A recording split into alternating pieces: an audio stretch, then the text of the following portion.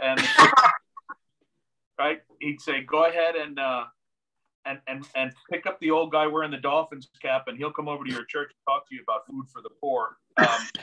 Obviously, the message that you guys have been giving to all these congregations, and the way the video shows how a congregation can engage with food for the poor to create this powerhouse, that's what we're interested in doing. So, all right, listen, why don't let's start with a prayer. We begin in the name of the Father and the Son and of the Holy Spirit. Amen. Heavenly Father, we thank you. We thank you for the opportunity to be your people here, now, and always. We thank you that you give us the possessions that we dare even call our own. And we thank you very much that you present the opportunities to be more than we ever dreamed we could be because of your name. And Heavenly Father, I thank you that Food for the Poor is one of those avenues that has blessed me and blessed so many, so that we can truly be a community of caring, compassionate love. In your mercy, hear our prayer. Amen. Amen. Well, I kind of go with, let me just say to you, I'm a really pretty bona fide Lutheran. There's no doubt about it. Like Henry Melchior Muhlenberg, who got off the boat in 1625 with the Lutheran thing in his hand, that's a relative of mine. And I really do love what we have been able to do in the Lutheran Church, but I really adore what we're able to do through Food for the Poor. When you look at John 17, that high priestly prayer that Jesus says, he says, "I pray that they may be one, so that the world will know that you and I are one." And one of the scandals of the Christian church is we can't always get together on things except on that Matthew 25 passage. "Whenever you do this for any one of the least of my children, you do it for me." Amen. And those are marvel. That's heart and center and core to faith, to what Food for the Poor is all about. It really is. And we have, we've got Roman Catholic community. We've got the Methodists, Episcopalians. We have Lutherans, both ELCA and Missouri Synod. And you thought the age of miracles was over, didn't you? But we really are able to come together and to react for the 17 countries that are in the Caribbean area, right on our doorstep. Now, I've had a chance to take some mission trips and see these people and see what's going on, and I can sure tell some of those stories, but God has blessed this organization so that with using all of the gifts that we've had, we've been able to change lives and change circumstances and let God's love be known marvelously well. So maybe if you'd like to show that video, and then we can come back and talk about some possibilities that way. Does that make sense? Or would you like to hear more about Food for the Poor from me or from Pat? Pat's down in the offices right now and could probably talk. We're going through a lot of changes, updating and changing leadership and dealing with pandemics and dealing with the ongoing ministry and mission. And Pat, if you want to chime in anywhere along the line, please do. Or we can start the video. It's up to you all. You're muted. Who's muted? Me? I am. No. Let's go ahead and go, Charlene. Sorry, Vanessa, if you could do the 8-minute video. I thought it was a little more comprehensive and really spot on, and then we can ask some more focused questions of Patrick or of Pastor Bob if anybody has questions. But that video really shows the work that's done. Let's go. Okay, let's hope this works. Let me know quickly if you don't hear the sound. Okay.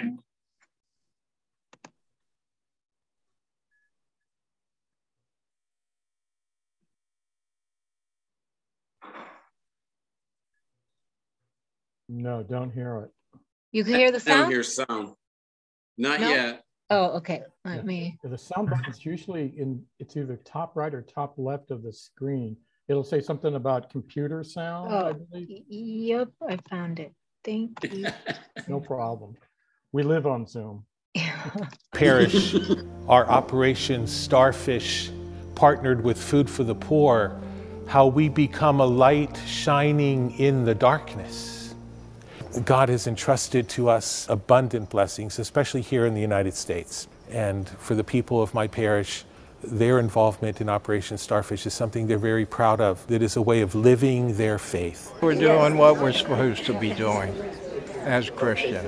It makes you feel good as a parishioner. It makes you feel like you're making a difference. We hear what differences that has made already, but we know there's a lot more to do. The power of partnership with Food for the Poor enables churches in the United States to reach out to the poor in developing countries and transform their lives. We're trying to turn the face of the church here in America to the face of the church in the third world. We're working through the churches as much as we can because they are a great, great help and they understand the poor. They understand the poverty. What would it mean for you to have a nice home? Ça dit pour comme si pour ta gen yon bel kay. So ta gen yon bel kay, ki ça servi pour? What she's saying, basically, a new house would mean the world to her. She would be praying every day. You know, I've got 4 kids, and you know, what must it feel like to not be able to feed your kids and you know, not be able to give them a house. You can be the hands of God, lifting desperately poor families out of poverty. This is the Javerse Serre family, and they are the recipients of this house from Food for the Poor. I was under the rain, and Food for the Poor and the donors took me out of the rain. I have a house, and I want to say thank you. And I am praying the Lord, so those who don't have a house will someday get a house also, because there are a lot of us who don't have a house around here. In the name of the Father, and of the Son, and of the Holy Spirit. Amen. Churches from all over the United States are reaching out to serve our brothers and sisters in Christ. Bless you. My heart is full. And these people here today are blessing us beyond our wildest imagination. The congregation at Church of the Nativity has reached far beyond their home of Burke, Virginia, to the most remote parts of Haiti to touch the lives of desperately poor families. I am standing in a house where a family lived for many years. It's made of wood and thatch roof, and you can imagine the difficulty and the hardship this family endured living here, exposed to the elements, to the rain, to the wind. But now, just a few steps away, this family and their lives have been transformed as they were able to move into a new home that Food for the Poor has built at the new Good Shepherd Village. And this is the beautiful family that now lives in their new home.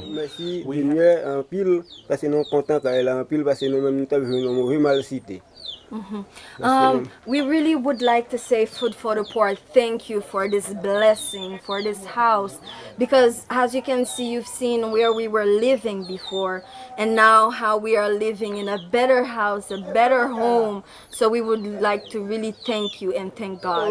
Merci, Okay, merci, merci.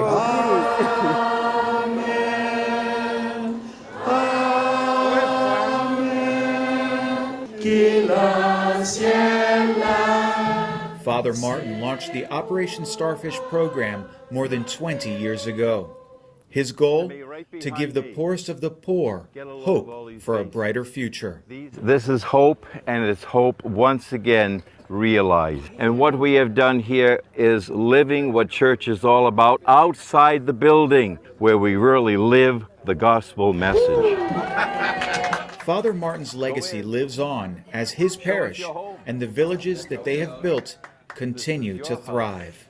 What you give to the poor comes back to you tenfold. He asked the people to start giving small change, loose change, and that moved from being just loose change to larger amounts of money, to the point where we're building an entire village. Like the people of Nativity Parish give so generously to Food for the Poor, they believe in it. And as a pastor, you might think that might take away from their generosity to the parish, but just the opposite happens. The generosity to the parish and to all of our other works has increased as their generosity to Food for the Poor has increased. A high tide rises all boats. The church has been inspired to add sustainable projects like fishing and farming to their villages. So you can put things on paper, you can kind of scope out the project and donate, but until you see actual people, like what we're seeing now and who we're helping, it's real emotional, and it touches you in a beautiful way. Beautiful way. In America, we're very privileged, and when we came here, we thought that we could help you. Instead, you helped us realize what true love is about. God is an awesome God, He reigns from heaven above with wisdom, power, and love. Our God is an awesome God. Missions are also a great way to give the youth of your church hands-on experience, meeting the families that they have helped. It makes us so happy to be able to give you these keys. Now it's not just like a picture on the wall of my church, it's here's a little girl that I'm actually helping, and it's awesome. Food for the Poor is incredible with the funds that we raise. To see that the money we give, it's just given in this little collection basket. It doesn't seem like it's that big of a deal. And then to go to Haiti and see that all those collection baskets are adding up to houses and wells and animal husbandry projects. An awesome God. Food for the Poor will stretch every dollar you raise. Thank you. Food for the Poor is consistently ranked among the top charities by watchdog organizations like Ministry Watch and the Better Business Bureau. Churches of any size can join Food for the Poor on our mission. It doesn't take much to start making a change in the lives of the poor. A single water well can transform an entire community. A single house can change a family's destiny for generations to come. What you see here is what Christ would ask of us. These are His children, these are His people. What are we doing about it? In the Father, the Son, and the Holy Spirit. Amen. Amen. God bless you. We have a need to give back to God in praise and thanksgiving and in a spirit of gratitude. If you think there's an area of your parish that's missing, an area that's missing and maybe sharing with the poorest of the poor globally throughout the world, Food for the Poor, partnering with them, I believe is your answer. You will be richly blessed. You will be storing up treasures in heaven. And it will become a light that shines on everything that you do in your parish. Praise Him above, ye heavenly hosts. Praise Father, Son, and Holy Ghost. Amen.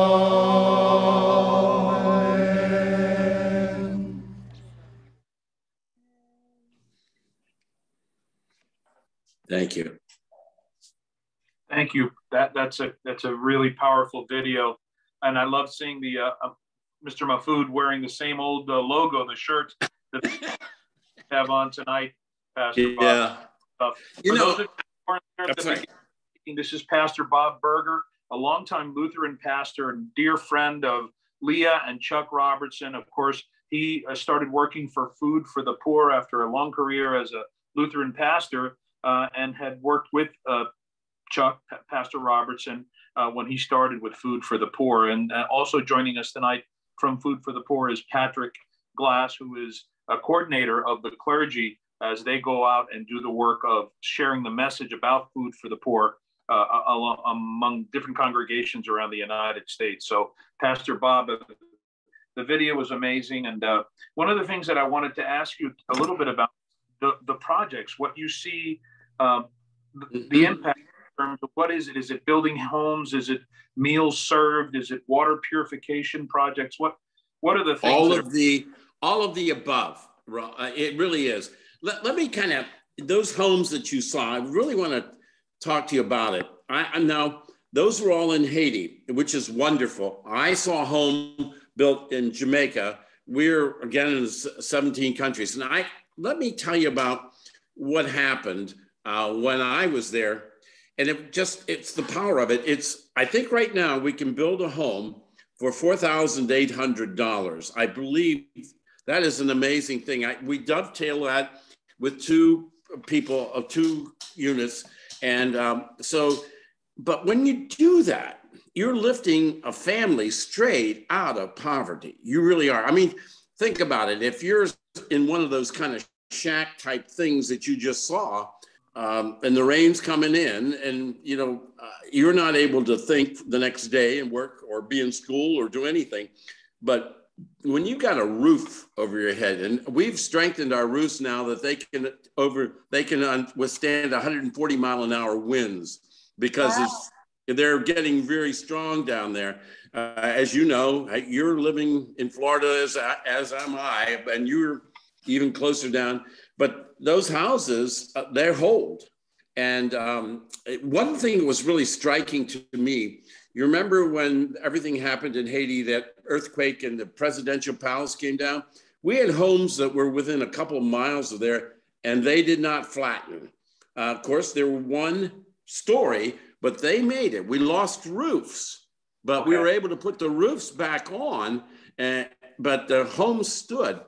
I was there, I guess, and when this happened, it was so powerful to me. The lady, we built a home, and she just kind of wept. She had 2 young daughters, and she had 2 older daughters who weren't there. And if you went down a ravine, she pointed down, and that was the water that was before. They had to go down there and wash and do everything. And she said, we're really vulnerable. We women were there alone. And she said, now we're in the home, and there's a roof over our head. We can lock the door. And think about this. If you've got any possessions at all, and you were in what you saw, you have to leave somebody there all day long to protect what's going on. Now, when you can turn the key and lock a door and make sure a roof is over you and you're safe at night and you can sleep, think of the ramifications. And she had those 4 girls. The 2 weren't there because they were working, but they were going to school at college. And she was able to make sure she had saved her money and really was making sure that her daughters could get there. And I remember one of the little girls was running around, and the floor, she said, well, this will make my sisters happy because I won't be splashing mud on their books anymore. It just had that power. And then it came the time to hand them the keys. And then they asked me, and they said, say something. And I went to one of my favorite passages, John, 1 John, the letter 4:16. God is love, and those who live in love live in God, and God lives in them. And I said, the people of Food for the Poor are living with you in this home and delighted to share because we've been gifted and share and make this happen. And it just was that powerful. I also remember when I was in Haiti with a home early on, I forgot about this till right now. And we were walking around, and they had a bunch of these houses. There was a little boy that was there, and he was standing on the porch. Now, we were going through some of the houses that had been built where they didn't have anybody in them yet. We didn't have all of Haiti on our feet. You're walking along, and he's there standing in his white shirt and his blue pants. And he's got a little cat in his arm, little kitten. He's taking good care of this kitten, And he's there, and he's motioning to us to come. Well, we don't want to. And his mother came out, oh, please come. And we go, okay. So we walk in, and they were so proud. And he came over, and he wanted me to come over, and he looked at these books that were there. And he was showing me these books, and he was, going to math books, which I was out of my element right away. But he was doing these things. He was excited about it. And I thought to myself, here is where it is. This is the love of God moving. And yeah, it's $4,800, which is phenomenal. I mean, maybe you'd like to set up a Lenten project and say, or get as close as you can, or food is again another part of what we do. And I think the inflation's moving around right now. We used to be able to say it was like 6 cents. I think we can justifiably say it's under 10 cents. I don't know that right now. I've got to look at some brochures. I haven't been out for a little while, and so I've got to look.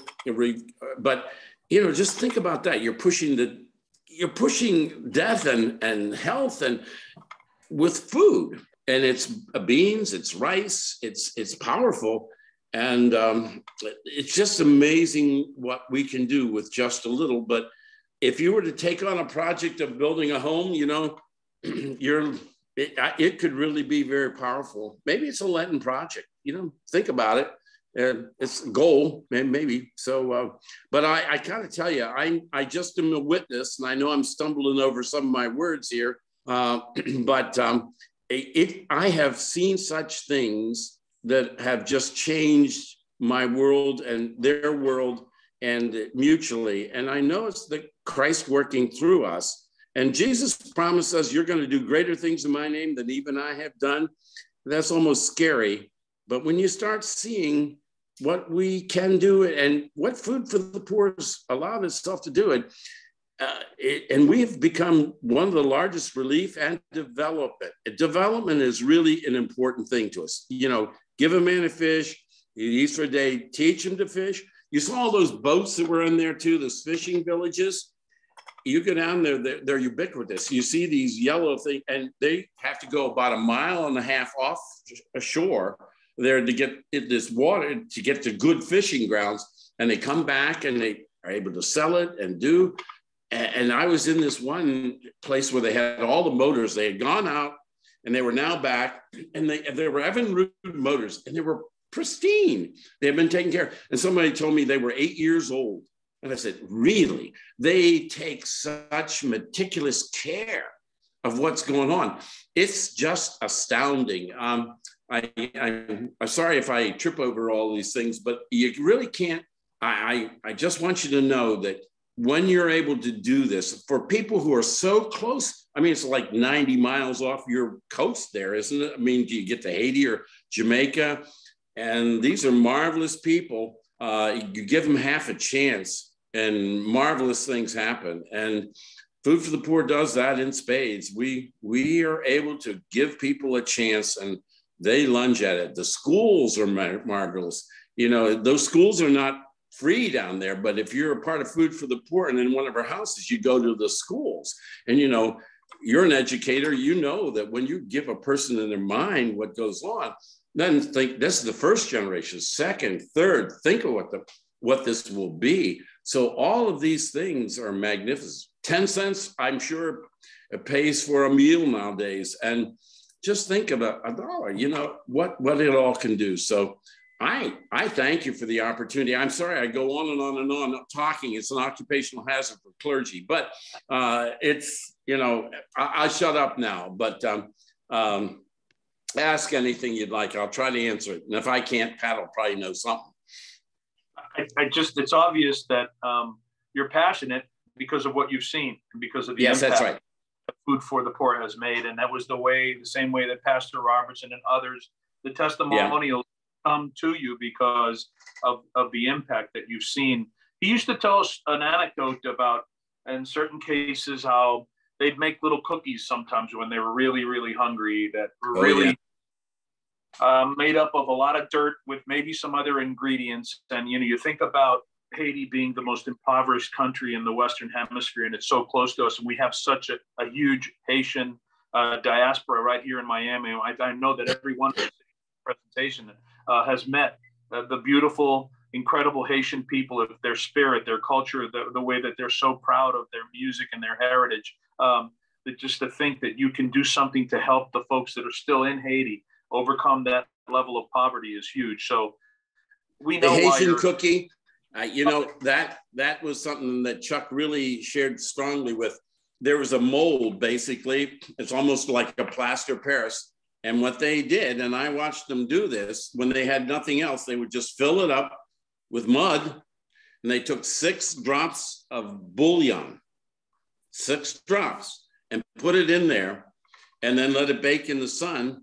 And they had them as a snack. That was it. And then we were able to come in and, you know, they come in, we had these huge bowls of rice and beans, tilapia, And Chuck told the story. I think he was there for it, or he knows about it. Anyway, the story kind of goes like this. I'll share it with you. There was a young man who was standing there, and everybody else was getting they take the tubs and take it home rather than eating on the spot. And they was invited to come. He said, no, it's not my day to eat. It was not my day to eat.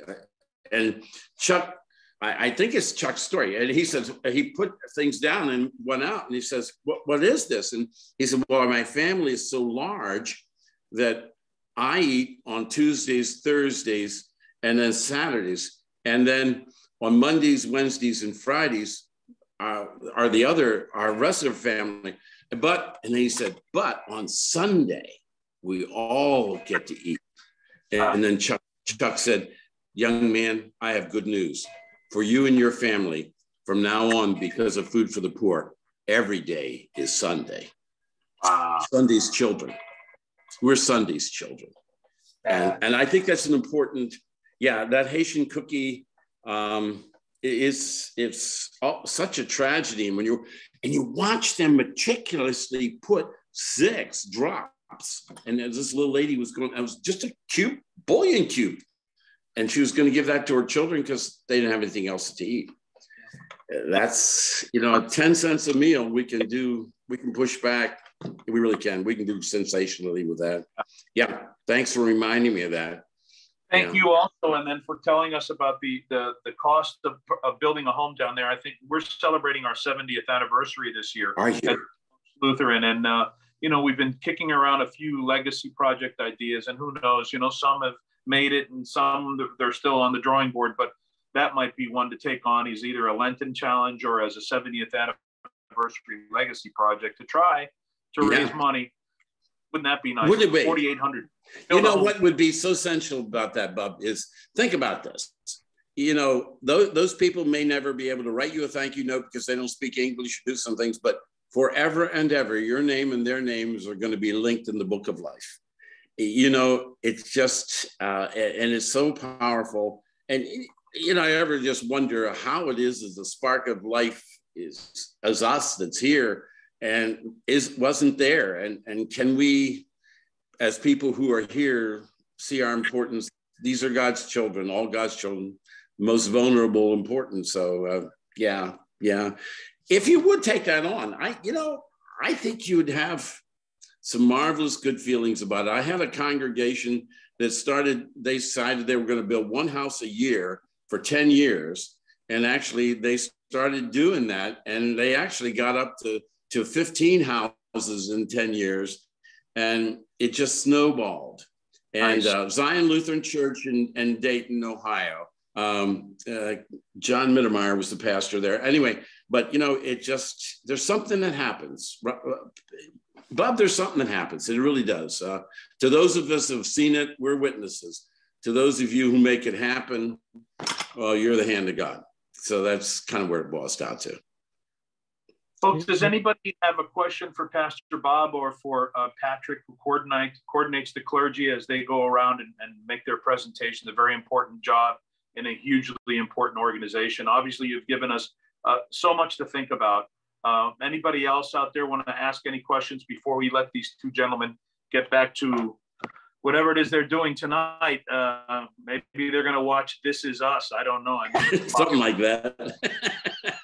Well, I'm not watching my Green Bay Packers. That's for sure. No, man, they're gone. And I saw your Vince Lombardi in the background. I have a question. Yes. I mean, all questions are probably pretty mundane, but I see that you built this house, but how do they get furniture for the house? Actually, some of that is put in the house now. It's in part of the pricing.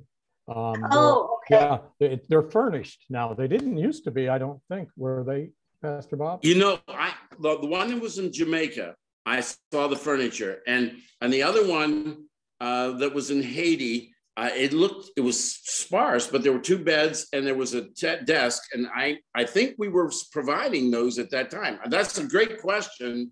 Yeah. My answer is more mundane than the question. Yeah, but we're trying to make it happen. Yeah, right. As far as I know, I've been in some of those warehouses in Haiti, and they're huge, and they've got a lot of furniture in them. So I'm making assumption that that's what's happening to them. So yeah. Yeah, I hope so.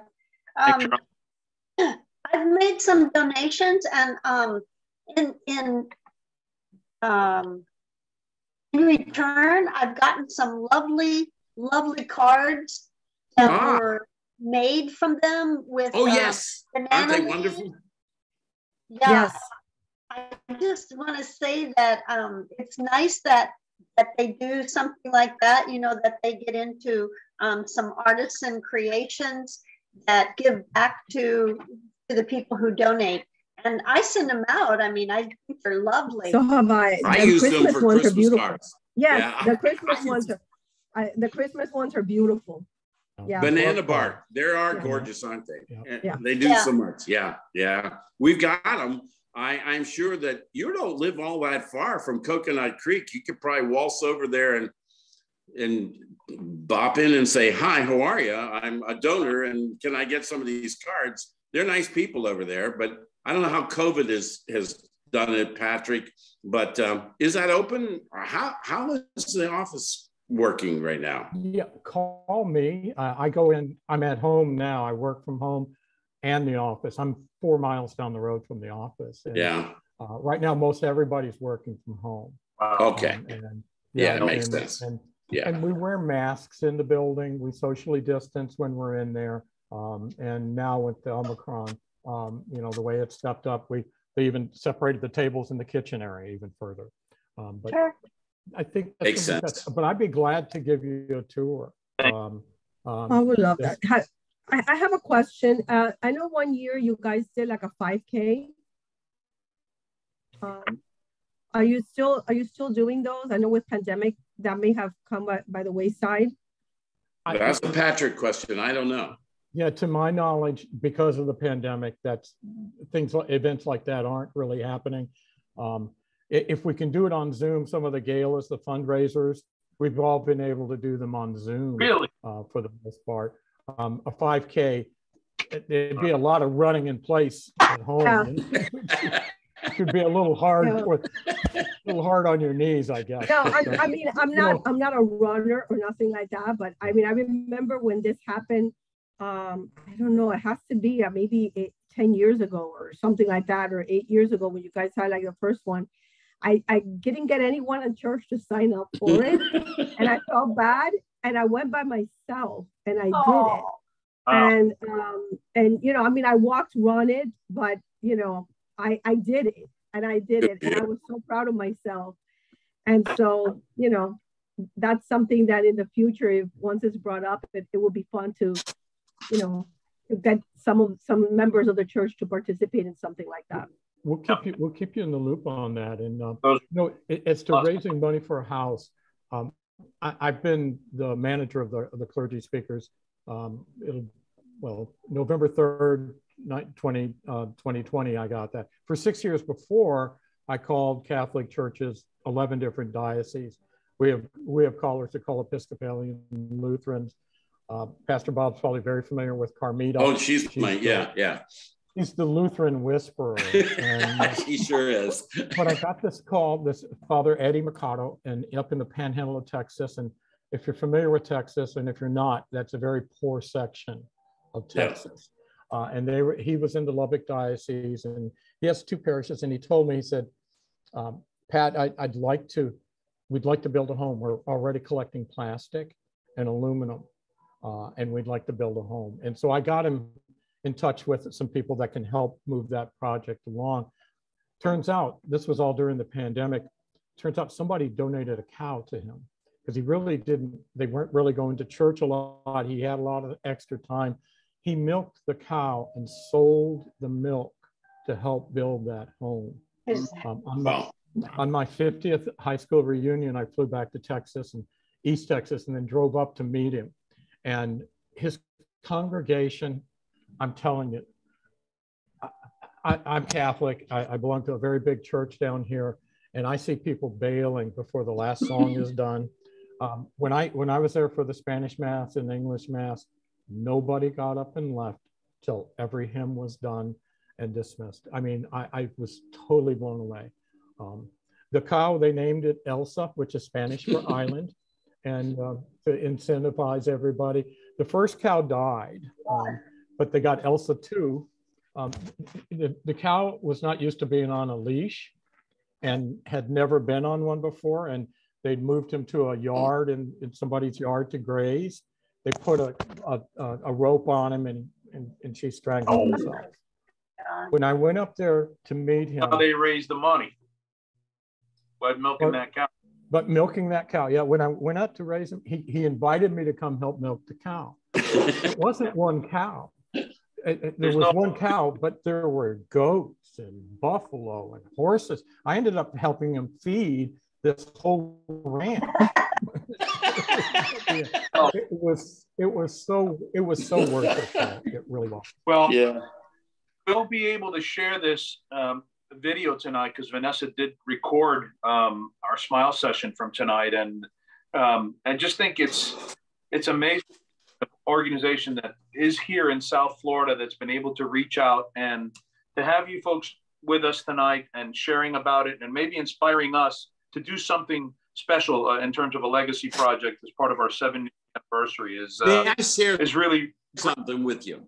If you are able to take Patrick up on his offer to go over, look at the piece of sculpture that is in the lobby. And I've gotten a replica of this, and it says it all. You know, if a picture's worth 1,000 words, this particular thing is, Connie got this for me for my 50th anniversary, but it's the Christ. And you see in that hand, you know, you look, and there, just a beggar with that hand out there, and then you know who it is. And that is so symbolic of everything that Food for the Poor is about. And I think you're close enough. You could take Pat up on his offer. He'll probably even get you a hamburger or two. And you know, it really. And thanks for the opportunity. You're a very important community to me. I mean, Anna was confirmed down in your congregation, Chuck Robertson's daughter, and Chuck was on that staff for 10 years. And so thank you for this privilege. I really do thank you. Thank you for inspiring us with your work, and please Godspeed as you continue to do it. And on a personal note, just want to thank you, Bob and Connie, for being such good friends to Leah. You know, after Chuck passed, he's been up there living in DeBerry, and you and Connie have been such great friends to her, and you've really kept her going. And so we thank you on a personal level for doing that, both Miriam and I, and to all the members of SAFE, we say thank you. And it's mutually beneficial. She's wonderful for us. It's mutual. So thank you, though. I appreciate it. Thank you. All right. All right. Can we close with the Lord's Prayer? Is that all right with everybody? Sounds good to me. Okay. That's usually how we close our meeting. Okay. So thank you, everybody, a part of it. And the other video, by the way, that was sent to you on the link is also a lovely video set to music. It's only 1.5 minutes long, but you should watch it. You may want to see it right after we finish tonight, but it's a really beautiful video. Thank you all, and God bless you. Thank you. Thank you. Who art in heaven. Hallowed be thy name. Thy kingdom come, thy will be done on earth as it is in heaven. Give us this day our daily bread, and forgive us our trespasses as we forgive those who trespass against us. And lead us not into temptation, but deliver us from evil. For thine is the kingdom and the power and the glory forever and ever. Amen. Thank you. Have a great evening. Good night.